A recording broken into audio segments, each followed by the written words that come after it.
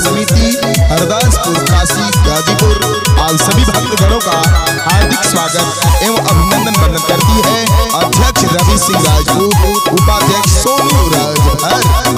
देवी माई के दर्शन करत रजऊ हरदासपुर के मेलावा घुमत रजऊ, झूलनिया मोड़ के मेलावा घुमत रजऊ, झूलनिया मोड़ के मेलावा घुमत रजऊ। लाले चुनरी बाजारे असलत रजऊ हरदासपुर के मेलावा घुमत रजऊ, हरदासपुर के मेलावा घुमत रजऊ, हरदासपुर के मेलावा घुमत रजऊ।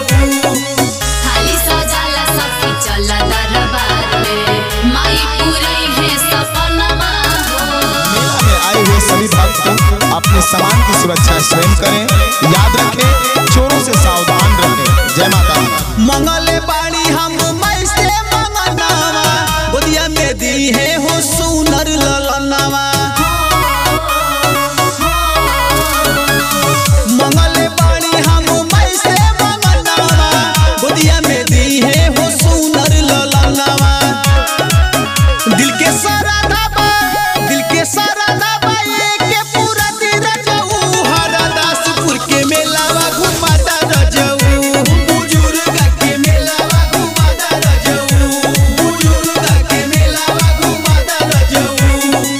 चला सजन हम कइनी तैयारी हमरा के मेला घुमादा हो। मेला में आए हुए सभी भक्तगणों को अनिल हंसराज व गायक सरवन सरगम की तरफ से नवरात्रि की ढेर सारी बधाई। चली न पिया यसो माई के दुआरिया, फिर दी है माई यसो हम पे नजरिया। चली न पिया यसो माई के दुआरिया, फिर दी है माई यसो हम पे नजरिया। संघवा जाय में काहे ला जाला रजऊ हरदासपुर के मेलावा घुमाता रजऊ, हमके हरियरपुर के मेलावा घुमाता रजऊ, हमके हरियरपुर के मेलावा घुमाता रजऊ। एहो बलम सारा दुख कटी जाई गोदी में दी है ललनमा हो। माता बन कृपया ध्यान दे, अपने बच्चे का हाथ पकड़ कर रखें और नारियल चुनरी एक जगह बनाई गई है वहाँ तोड़े।